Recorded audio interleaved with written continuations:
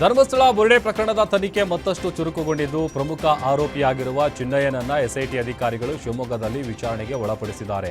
ಆತ ನ್ಯಾಯಾಲಯದಲ್ಲಿ ಪದೇ ಪದೇ ಹೇಳಿಕೆಗಳನ್ನು ಬದಲಿಸ್ತಾ ಇರುವ ಹಿನ್ನೆಲೆಯಲ್ಲಿ ಎಸ್ಐಟಿ ಅಧಿಕಾರಿಗಳು ಆತನನ್ನ ವಿಚಾರಣೆಗೆ ಒಳಪಡಿಸಿದ್ದಾರೆ.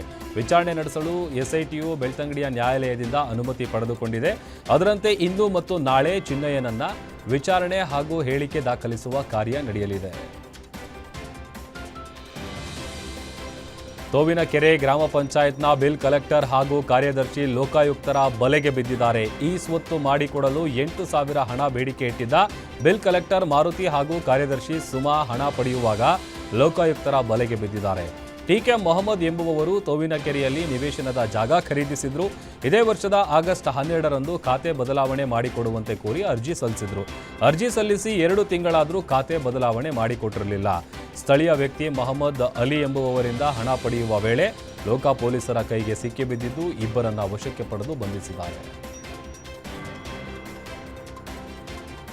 ಕಲಬುರಗಿ ಜಿಲ್ಲೆಯ ಆಳಂದ ವಿಧಾನಸಭಾ ಕ್ಷೇತ್ರದಲ್ಲಿ ಮತಗಳ್ಳತನ ಪ್ರಕರಣಕ್ಕೆ ಸಂಬಂಧಪಟ್ಟಂತೆ ಎಸ್ಐಟಿ ಅಧಿಕಾರಿಗಳು ತನಿಖೆ ತೀವ್ರಗೊಳಿಸಿದ್ದು ಇವತ್ತು ಆಳಂದ ಕ್ಷೇತ್ರದ ಬಿಜೆಪಿಯ ಮಾಜಿ ಶಾಸಕ ಸುಭಾಷ್ ಗುತ್ತೇದಾರ್ ಮನೆ ಸೇರಿದಂತೆ 3 ಕಡೆ ದಾಳಿಯಾಗಿದೆ. ಎಸ್ಐಟಿ ಎಸ್ಪಿ ಶುಭಾನ್ವಿತ ನೇತೃತ್ವದ ತಂಡ ಕಲಬುರಗಿಯ ಗುಬ್ಬಿ ಕಾಲೋನಿಯಲ್ಲಿರುವ ಸುಭಾಷ್ ಗುತ್ತೇದಾರ್ ಮನೆ ಮತ್ತು ಸಿಎ ಮನೆ ಮೇಲೂ ದಾಳಿ ನಡೆಸಿ ಪರಿಶೀಲನೆ ನಡೆಸಿದೆ. ನಿನ್ನೆಯಷ್ಟೇ ಎಸ್ಐಟಿ ಅಧಿಕಾರಿಗಳು ಕಲಬುರಗಿಯಲ್ಲಿ ಅಕ್ರಮ್ ಎಂ ಎನ್ನುವಾತನ ಮನೆಯಲ್ಲಿ ದಾಳಿ ಮಾಡಿತ್ತು. ಆ ವೇಳೆ ರಾಶಿ ವೋಟರ್ ಐಡಿಗಳು ಪತ್ತೆಯಾಗಿದ್ವು. ಇದರ ಬೆನ್ನಲ್ಲೇ ಇದೀಗ ಎಸ್ಐಟಿ ಮಾಜಿ ಶಾಸಕರ ಮನೆ ಮೇಲೂ ಕೂಡ ರೇಡ್ ನಡೆಸಿದೆ.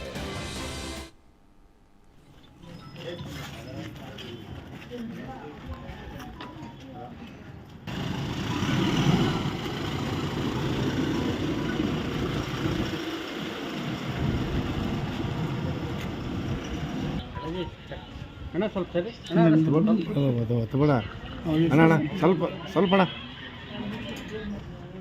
ಒತ್ತಬೇಡ್ರು.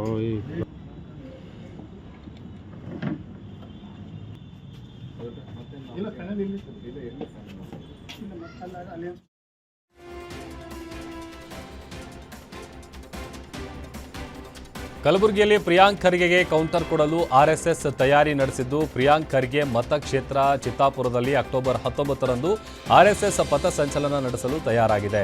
ಆರ್ಎಸ್ಎಸ್ ಜೊತೆ ಪ್ರಿಯಾಂಕ್ ಸಂಘರ್ಷ ಬೆನ್ನಲ್ಲೇ ಪಥ ಸಂಚಲನಕ್ಕೆ ಸಂಘ ಪರಿವಾರ ಸಿದ್ಧತೆ ಮಾಡಿಕೊಂಡಿದೆ. ಚಿತ್ತಾಪುರ ಪಟ್ಟಣದ ಎಪಿಎಂಸಿ ಯಾರ್ಡ್ನಿಂದ ಬಜಾಜ್ ಕಲ್ಯಾಣ ಮಂಟಪದವರೆಗೆ ಪಥ ಸಂಚಲನ ನಡೆಸೋದಕ್ಕೆ ತಯಾರಿಯನ್ನ ಮಾಡಿಕೊಂಡಿದ್ದಾರೆ. ಇನ್ನು ಪಥ ಸಂಚಲನದಲ್ಲಿ 1000ಕ್ಕೂ ಅಧಿಕ ಸರ ಸಂಚಾಲಕರು ಭಾಗಿಯಾಗುವ ನಿರೀಕ್ಷೆ ಇದೆ. ಸಚಿವ ಪ್ರಿಯಾಂಕ್ ಖರ್ಗೆ ಆರ್ಎಸ್ಎಸ್ ಕಾರ್ಯ ಚಟುವಟಿಕೆಗಳನ್ನು ಶಾಲಾ ಕಾಲೇಜುಗಳ ಆವರಣ ಮತ್ತು ಸರ್ಕಾರಿ ಜಾಗಗಳಲ್ಲಿ ನಿಷೇಧಿಸುವಂತೆ ಪತ್ರ ಬರೆದ ಬೆನ್ನಲ್ಲೇ ವಿಜಯಪುರದಲ್ಲಿ ಬಿಜೆಪಿ ಮುಖಂಡರು ಪ್ರತಿಭಟನೆ ನಡೆಸಿ ತಮ್ಮ ಆಕ್ರೋಶ ವ್ಯಕ್ತಪಡಿಸಿದ್ದಾರೆ. ರಾಜ್ಯ ಸರ್ಕಾರ ಆರ್ಎಸ್ಎಸ್ ಕಾರ್ಯ ಚಟುವಟಿಕೆಯನ್ನು ಬ್ಯಾನ್ ಮಾಡಲು ಮುಂದಾಗಿದ್ದು, ಸದ್ಯ ಬಿಜೆಪಿ ಮುಖಂಡರಲ್ಲಿಯೂ ತೀವ್ರ ಆಕ್ರೋಶಕ್ಕೆ ಕಾರಣ ಆಗಿದೆ. ರಾಜ್ಯ ಸರ್ಕಾರದ ವಿರುದ್ಧ ವಿಜಯಪುರದಲ್ಲಿಯೂ ತೀವ್ರ ಆಕ್ರೋಶ ವ್ಯಕ್ತವಾಗಿದೆ.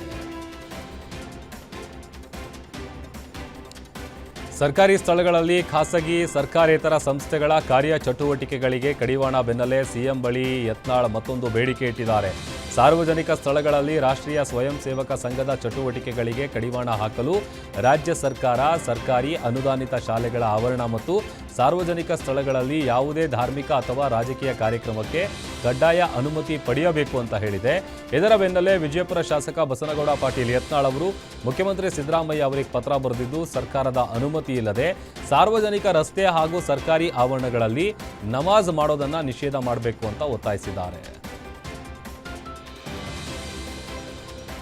ಸುಪ್ರೀಂ ನ್ಯಾಯಮೂರ್ತಿ ಮೇಲೆ ಶೂ ಎಸೆತ ಪ್ರಕರಣಕ್ಕೆ ಸಂಬಂಧಪಟ್ಟಂತೆ ಇವತ್ತು ಕೋಲಾರ ಜಿಲ್ಲೆ ಬಂದ್ಗೆ ಕರೆ ನೀಡಲಾಗಿದ್ದು, ನಗರದಲ್ಲಿ ಶ್ರೀನಿವಾಸಪುರ ವೃತ್ತದಲ್ಲಿ ವಿವಿಧ ಸಂಘಟನೆಗಳು ವಾಹನ ತಡೆದು ಹೋರಾಟಗಾರರು ಪ್ರತಿಭಟನೆ ನಡೆಸಿದ್ದಾರೆ. ಬಲವಂತದ ಬಂದ್ ಮಾಡದಂತೆ ಎಚ್ಚರಿಕೆ ನೀಡಿದ್ದು, ಸ್ಥಳದಲ್ಲಿ ಪೊಲೀಸರು ಬಿಗಿ ಬಂದೋಬಸ್ತನ್ನು ಕೈಗೊಂಡಿದ್ರು. ಕೋಲಾರದ ಬಂದ್ಗೆ ವಿವಿಧ ದಲಿತ ಪರ ಸಂಘಟನೆ, ರೈತ ಸಂಘಟನೆ, ಕನ್ನಡ ಪರ ಸಂಘಟನೆಗಳು ಬೆಂಬಲವನ್ನು ವ್ಯಕ್ತಪಡಿಸಿದ್ದಾರೆ.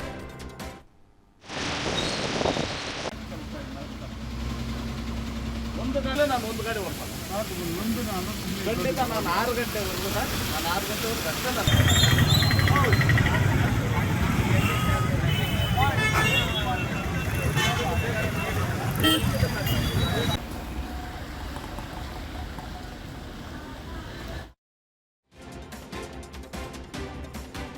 ಸಾಲ ಕೊಟ್ಟ ಹಣ ವಾಪಸ್ ಕೊಟ್ಟಿಲ್ಲ ಅಂತ ಬೆದರಿಕೆ ಹಾಕಿದ್ದಕ್ಕೆ ಯುವಕನೊಬ್ಬ ಮರ್ಯಾದೆಗೆ ಹೆದರಿ ನೇಣು ಬಿಗಿದುಕೊಂಡು ಆತ್ಮಹತ್ಯೆಗೆ ಶರಣಾಗಿದ್ದಾನೆ. ಚಿತ್ರದುರ್ಗ ತಾಲೂಕಿನ ಮಳಲಿ ಗ್ರಾಮದಲ್ಲಿ ಘಟನೆ ನಡೆದಿದೆ. ಈ ಗ್ರಾಮದ ನಾಗೇಶ್ ಎಂಬಾತನ ಬಳಿ ಸಾಲ ಪಡೆದಿದ್ದ ಸತೀಶ್ ಸಾಲ ವಾಪಸ್ ಕೊಟ್ಟಿಲ್ಲ ಅಂತ ಮೃತನ ಅಣ್ಣ ಕುಮಾರ್ಗೆ ಫೋನ್ ಮಾಡಿ ನಾಗೇಶ್ ಹುಣಸೆ ಮರಕ್ಕೆ ಕಟ್ಟಿಹಾಕಿ ಬಟ್ಟೆ ಬಿಚ್ಚಿ ಹೊಡಿತೀನಿ ಅಂತ ಆವಾಜ್ ಹಾಕಿದ್ದಾನೆ. ಇದರಿಂದ ಮರ್ಯಾದೆಗೆ ಹೆದರಿ ಜಮೀನಿನಲ್ಲಿ ನೇಣು ಬಿಗಿದುಕೊಂಡು ಸತೀಶ್ ಆತ್ಮಹತ್ಯೆಗೆ ಶರಣಾಗಿದ್ದಾನೆ. ಸದ್ಯ ಸ್ಥಳಕ್ಕೆ ಚಿತ್ರದುರ್ಗ ಗ್ರಾಮಾಂತರ ಠಾಣೆ ಪೊಲೀಸರು ಭೇಟಿ ಕೊಟ್ಟು ಪರಿಶೀಲಿಸಿದ್ದಾರೆ. ರೈತರಿಗೆ ಬೆಳೆ ಹಾನಿ ಪಾವತಿ ವಿಳಂಬ ಖಂಡಿಸಿ ಬೀದರ್ನಲ್ಲಿ ಬಿಜೆಪಿ ಅರೆಬೆತ್ತಲೆ ಹೋರಾಟ ನಡೆಸಲಾಯಿತು. ಬಿಜೆಪಿ ಶಾಸಕ ಶರಣು ಸಲಗರ್ ನೇತೃತ್ವದಲ್ಲಿ ಬಸವ ಕಲ್ಯಾಣದಲ್ಲಿ ಬೃಹತ್ ಹೋರಾಟ ನಡೆಸಿ ಆಕ್ರೋಶ ಹೊರಹಾಕಿದ್ದಾರೆ. ಹೋರಾಟದಲ್ಲಿ ಬಸವ ಕಲ್ಯಾಣ ತಾಲೂಕಿನ 153 ಗ್ರಾಮಗಳ 10,000 ರೈತರು ಭಾಗಿಯಾಗಿದ್ದಾರೆ.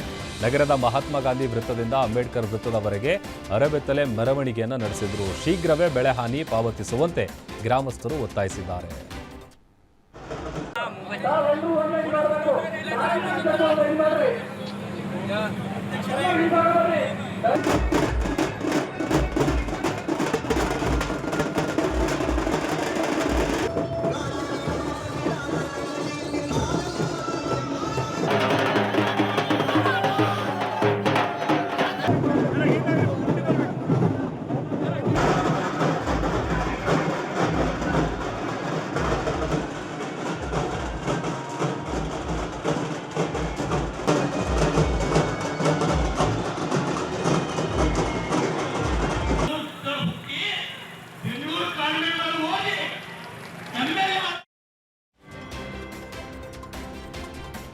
ಖಾಲಿ ಕೊಡಗಳೊಂದಿಗೆ ಪಂಚಾಯಿತಿ ಮುಂದೆ ಕಲಬುರಗಿ ಜಿಲ್ಲೆಯ ರಂಜೋಳ ಗ್ರಾಮದ ಮಹಿಳೆಯರು ಪ್ರತಿಭಟನೆ ನಡೆಸಿದ್ದಾರೆ. ಗ್ರಾಮ ಪಂಚಾಯಿತಿ ಮುಂದೆ ಟೈರ್ಗೆ ಬೆಂಕಿ ಹಚ್ಚಿ ಗ್ರಾಮದ ಮಹಿಳೆಯರು ತಮ್ಮ ಆಕ್ರೋಶ ಹೊರಹಾಕಿದ್ದಾರೆ.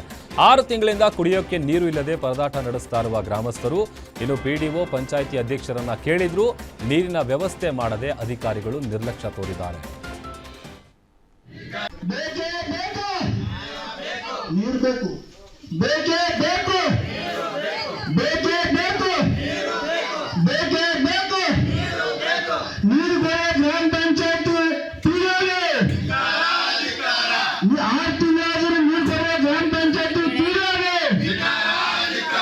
ನೀರು ಬರುವ ಗ್ರಾಮ ಪಂಚಾಯತ್